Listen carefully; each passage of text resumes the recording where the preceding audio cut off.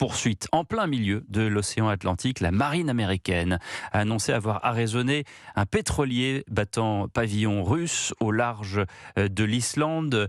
La Maison-Blanche qui s'est ravisée à l'instant, puisque le pétrolier dans l'Atlantique est sans pavillon, dit actuellement Washington. Une traque qui a duré près de 15 jours et qui a commencé dans les Caraïbes. Bonsoir Arthur Delaborde. Bonsoir Pierre, bonsoir à tous. Ce tanker intercepté appartiendrait à la flotte fantôme russe et aurait tenté de se ravitailler au Venezuela.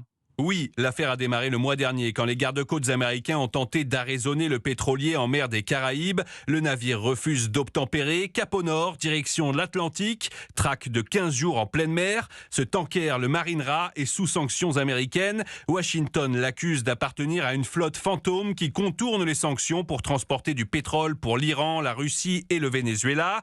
Passé sous pavillon russe, il est repéré au large de l'Islande. Moscou dit avoir mobilisé un sous-marin et une escorte navale pour le sécuriser et l'acheminer vers la Russie. Mais les gardes-côtes américains interviennent avec le soutien du Royaume-Uni. Le pétrolier est saisi, escorté vers les États-Unis.